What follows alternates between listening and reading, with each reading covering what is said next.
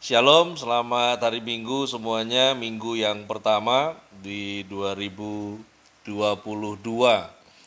Mazmur dimulai dari kata berbahagialah. Ya, karena itu adalah baik kalau saya mengingatkan setiap kita untuk jangan lupa bahagia. Bahagia nggak sekedar senyum, tapi senyum juga bagian dari bahagia. Bahagia itu nggak rumit, tetapi juga bahagia itu nggak sesederhana apa yang Anda dan saya pikir. Karena beberapa coba untuk membuat simple apa itu sederhana, malah sesungguhnya menjauhkan dirinya dari bahagia yang sejati. Ya, sebagaimana Anda mengupload foto makanan, lalu kemudian upload foto makanan itu gak ada hubungannya dengan bahagia juga ya gitu. Kamu upload foto batagor terus bilang bahagia itu sederhana gitu ya, nggak nyambung kayaknya. Nah, yang kita percaya dari firman mengatakan bahwa berbahagialah orang, lalu kemudian disebutkan apa saja yang diperbuatnya berhasil. Itu artinya memang bahagia harus di depan, baru kemudian keberhasilan mengikuti. Nah, dari minggu ini ya ke 8 minggu ke depan saya akan khotbah seri tentang khotbah Yesus di bukit tentang sabda berbahagia. Kita akan kupas satu persatu tentang apa yang disebut Yesus mengenai bahagia itu sangat dijungkir balikan dengan pemahaman dunia tentang apa yang disebut dengan bahagia. Nah, yang pertama pembahasannya adalah berbahagialah orang yang miskin di hadapan Allah. Ya, terkait dengan hal ini ada 9 sabda berbahagia. Yang pertama adalah dari Matius 5 ayatnya yang ketiga, berbahagialah orang yang miskin di hadapan Allah, karena merekalah yang mempunyai kerajaan sorga. Ya. Ada beberapa versi yang kita harus belajar ketika kita menangkap apa yang Yesus pesan tersebut mengenai berbahagialah orang yang miskin di hadapan Allah. Ada versi King James di mana menggunakan kata poor in the spirit. Ya, blessed are the poor in the spirit. Lalu kemudian ada teks dalam bahasa Yunani yang kemudian diikuti oleh teks bahasa Ibrani. Ini dikonvert karena awalnya memang sudah dari perjanjian barunya sudah dari bahasa Yunani. Digunakan di dalam bahasa Yunaninya adalah pitokoi tu pedung mati, ya, miskin dalam roh. Lalu kemudian di dalam terjemahan Ibrani disebut orang-orang miskin yang di dalam roh. Ya, ada beda bentuk sedikit sifat. Yang satu miskin dalam roh, yang satu mengkaitkan orang-orang yang miskin di dalam roh. Oleh karena itu translate di mana orang-orang yang miskin di dalam roh, ya, kalau di sana menggunakan istilah aniyei haruah. Belajar sedikit ya, kita ikut Tuhan biar cerdas gitu ya, di awal tahun jangan bego-bego amat. Menambah kecerdasan pemahaman, karena ketika kita beda konsep tentang bahagia, berbeda dengan konsep Yesus, maka bahagia yang Anda dan saya sebut bahagia sesungguhnya adalah palsu. Nah, Tuhan mau Anda dan saya mengalami kebahagiaan yang benar, bukan yang semu, bukan yang palsu. Karena dari polanya saja sudah berbeda. Kalau di dunia mengajarkan di mana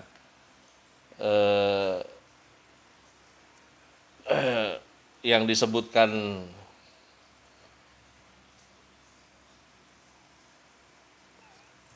tadi bahwa dunia mengatakan kamu berhasil dulu, baru kemudian bahagia, itu dunia ajarnya begitu. Tapi Yesus berkata, bahagia dulu, baru nanti berhasil. Nah sekarang dari Mazmur Perjanjian Lama kita maju ke Perjanjian Baru, di mana Yesus sampaikan sabda tentang berbahagia yang sangat terbolak-balik dengan konsep yang ada di dunia pada masa kini. Bahkan sejak di masanya Yesus, dunia sendiri sudah terjungkir balik dengan pemahaman mengenai konsep bahagia versinya Yesus. Ya. Nah dalam bahasa Yunani ada dua kata untuk miskin. Ya. Ada penes, ada pitokos. Ya. Kalau penes itu berarti kemiskinan karena orang tidak kecukupan harta sehingga seseorang harus bekerja untuk memperoleh nafkah demi bertahan hidup. Ya. Kemudian ada kata pitokos yang punya arti kemiskinan karena orang tersebut sama sekali tidak memiliki harta apapun. Nah, itu yang digunakan kata pitokos, di mana Injil Matius tidak menggunakan istilah atau kata pides, tetapi menggunakan istilah pitokos yang mengacu pada kata Ibrani aniei atau ebion, yang artinya begini, tidak punya harta, ya, kekayaan, sehingga orang yang tidak mempunyai harta kekayaan tersebut membuat orang tersebut tidak punya kuasa. Nah, karena orang tersebut tidak berkuasa, maka orang itu pun tidak bisa mempengaruhi orang lain. Karena tidak mampu mempengaruhi orang lain, ia merasa tidak berdaya dan tak mengharapkan apapun dari orang lain. Sehingga orang tersebut hanya mengharapkan dan mengandalkan pertolongan Allah saja dalam hidupnya. Jadi miskin yang dimaksud adalah keadaan tak berdaya dari orang yang tidak memiliki harta apapun dan tidak mengharapkan pertolongan dari siapapun, karena tidak bisa mengharapkan pertolongan dari siapapun selain Tuhan, sehingga hanya percaya dan hanya mengandalkan bantuan Allah saja. Ya. Jadi seutuhnya orang tersebut mengandalkan Allah karena membutuhkannya, seperti orang yang mengosongkan diri dengan rendah hati memohon agar Allah memenuhinya. Sikap rendah hati dan percaya penuh kepada Allah itulah yang diistilahkan dengan miskin di hadapan Allah atau miskin dalam roh. Saya semakin paham tentang hal ini setelah 1 tahun, ya sekian belas bulan, malah memasuki 2 tahun dari pandemi, makin paham tentang yang namanya miskin di hadapan Allah itu bahagia. Ya. Karena andalkan manusia, Anda punya potensi kecewa. Tapi miskin di hadapan Allah, di mana Anda dan saya melatih diri untuk rendah hati, percaya penuh kepada Allah, itulah yang diistilahkan dengan miskin di hadapan Allah atau miskin di dalam roh. Ya, saking miskinnya tidak punya kuasa untuk bisa mempengaruhi orang, membantu, sehingga hanya mengandalkan Allah saja. Miskin di hadapan Allah adalah kemiskinan karena orang tidak memiliki jaminan hidup. Miskin di hadapan Allah karena orang tidak memiliki sumber pertolongan lain kecuali Allah sendiri, dan jaminan hidupnya adalah Allah itu sendiri. Kebangkrutan, kegoncangan, ketidakpastian ekonomi dari situasi yang ada 2 tahun terakhir adalah peluang untuk membuktikan bahwa sesungguhnya yang miskin di hadapan Allah itu berbahagia. Silakan cross check, gak usah kehidupan orang lain, silakan cross check kepada kehidupan Anda sendiri, di mana tertahan dengan pekerjaan-pekerjaan yang harusnya menghasilkan, tapi kemudian hari apapun yang tertahan itu Anda dan saya tetap terpelihara untuk hidup.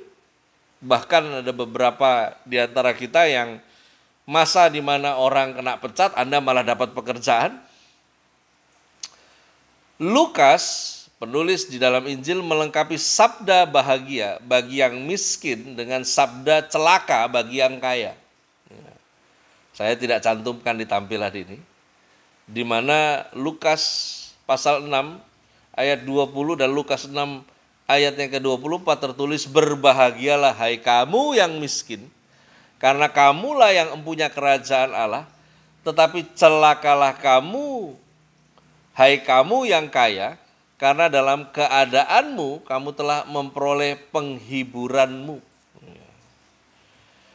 Kata miskin itu punya arti sosioekonomi religius, di mana orang miskin bukan saja orang yang tak berdaya karena kekurangan materi atau tak tercukupi kebutuhan hidupnya, tetapi juga yang sekaligus berpegang teguh pada Allah.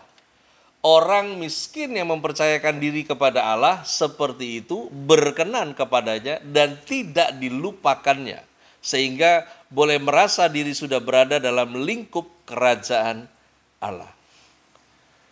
Ya, di mana kebahagiaan orang tersebut tidak berasal dari kemiskinannya. Jadi saya mau pelan-pelan giring Anda pada angle yang benar. Berbahagialah orang yang miskin di hadapan Allah. Jangan salah padu padankan kalimat. Jadi kebahagiaan orang tersebut bukan karena miskinnya. Ya. Namun bagaimana menjadi miskin di hadapan Allah itu yang kemudian menjadikan dia bahagia. Sekali lagi, Allah sumber bahagia bukan miskinnya. Ya. Di mana kerajaan Allah yang diberikan menjadi miliknya dan Allah yang berkuasa atas dirinya, inilah yang menjadi bahagia orang tersebut. Karena itu bukan kemiskinannya yang bikin dia bahagia. Sementara itu orang kaya yang ditulis oleh Lukas, orang yang merasa kelebihan atau tak kekurangan apapun dan mengandalkan hartanya sendiri, hidupnya tidak akan berarti. Kata yang digunakan celaka, karena sudah merasa puas dan terjamin dengan kelimpahannya. Apalagi kalau orang kaya itu menyombongkan diri dengan kekayaannya, acuh tak acuh terhadap Allah dan sesama, bahkan menindas orang-orang yang tidak punya. Orang itu celaka bukan karena tidak akan masuk kerajaan Allah, tetapi karena dalam kekayaannya ia telah memperoleh penghiburan. Ya. Ada jaminan rasa di situ. Dan Alkitab berkata celaka yang demikian. Namun orang kaya pun masih mungkin kok masuk kerajaan Allah. Jadi jangan pemahaman ini mendorong Anda untuk berpegang pada teologi kemiskinan, di mana semakin miskin makin dekat dengan Allah. Tidak begitu pesannya. Ya. Orang kaya pun akan masuk ke dalam kerajaan Allah kalau tidak menjadikan kekayaannya sebagai sumber penghiburan dan menjadikan kekayaannya sebagai jaminan hidupnya, tetapi memandang kekayaannya sebagai pemberian Allah yang dapat dipakai untuk memuliakan Allah. Oleh karena itu Tuhan Yesus pun tidak mencela kekayaan sebagai sumber kejahatan. Juga bukan mau mengangkat kemiskinan sebagai sebuah keutamaan, melainkan membuat orang tetap berharap akan kebahagiaan sekalipun terbelit kemiskinan. Yesus mau melawan pendapat yang mengatakan bahwa orang yang menjadi miskin pasti karena hukuman atas dosa-dosanya, dan menjadi kaya pasti karena ganjaran alas kebaikan. Itu yang mau diterobos. Ya. Karena kalau mau ngomong konsep miskin, konsep kaya, saya pikir gereja 20 tahun terakhir juga sudah mulai digerus dengan pemahaman yang keliru tentang teologi kemakmuran. Ya, semakin tampil kaya seorang hamba Tuhan berarti jaminan dia diurapi lebih dari yang lain. Lalu berbondong-bondonglah para hamba Tuhan yang bodoh pemahamannya ini ingin tampil selayaknya yang kaya raya. Supaya apa? Supaya nanti dia bisa bohongin umat dengan mengatakan, kamu kalau mau tabur duitmu, tabur di tempat yang subur. Nah, lihat nih, kehidupan saya subur. Nah, karena kehidupan saya subur, nah kalau kamu taburnya di saya, kamu juga nanti tuainya subur. Teologi kurang ajar begini memang ya karena marketnya ada yang doyan ya. Jadi bertumbuhnya orang-orang yang senang ditipu ya bertumbuh berbarengan dengan si penipu ya. Nah, demikian Tuhan Yesus itu mengajar dengan hal-hal yang telah dikenal masyarakat setempat.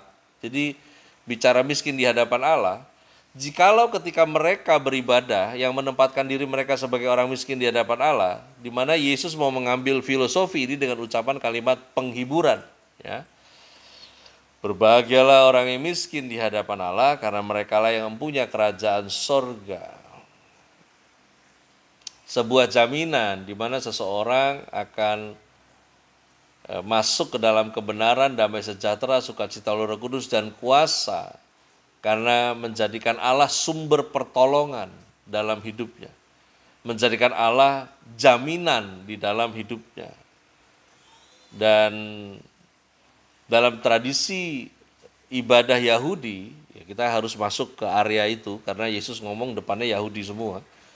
Seorang pemimpin ibadah, pemimpin doa, pemimpin pujian di dalam sinagog, itu disebut seorang seliah sibur, ya, atau juga punya istilah lain kasan.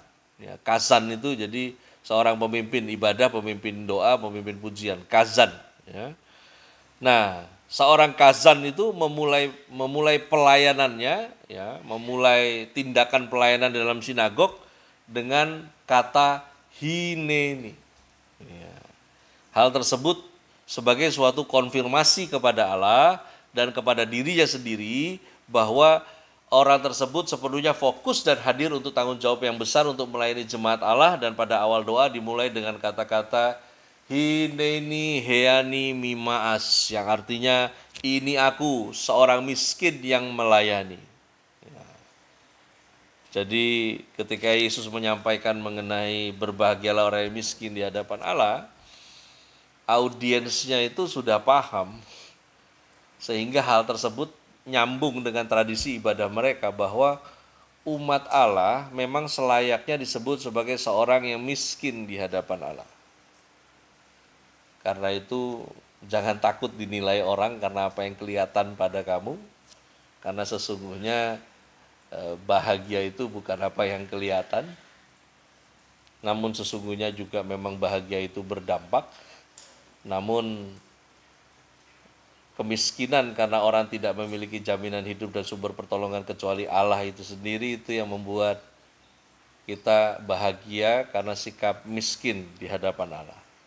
Nah, kebahagiaan orang itu tidak berasal dari kemiskinannya, sekali lagi ya seperti saya sampaikan tadi. Jadi bukan fokus pada kemiskinannya, tetapi di sini dari apa yang Tuhan berikan menjadi milik Anda dan siapa yang berkuasa atas dirimu.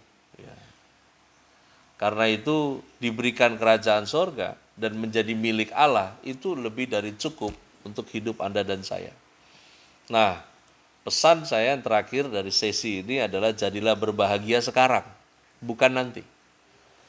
Ya, dalam khotbah di bukit, Yesus mengatakan kata berbahagialah. Ya. Makarios asrei, artinya diterjemahkan berbahagialah sekarang, diberkatilah kamu dari sekarang. Ya. Namun kebahagiaan itu hanya dikaitkan dengan perasaan tenang, tentram semata, itu yang kebanyakan kita tahu. Namun makarios itu dapat diartikan lebih luas dengan istilah terberkatilah kamu, jadilah beruntung karena kebaikan surgawi. Ya. Dan orang yang terberkati, kalian yang udah kenal saya lama, biasa dengan istilah terlanjur diberkati. Dari sini sebetulnya juga konsep itu muncul. Ya, di mana orang yang terberkati pasti berbahagia sekalipun mengalami banyak tantangannya, bahkan menanggung beban penderitaan. Hal itu bisa terjadi karena orang memperoleh pemahaman, mencahayai penderitaannya dengan harapan di masa mendatang dan jaminan yang telah dijanjikan Tuhan Yesus.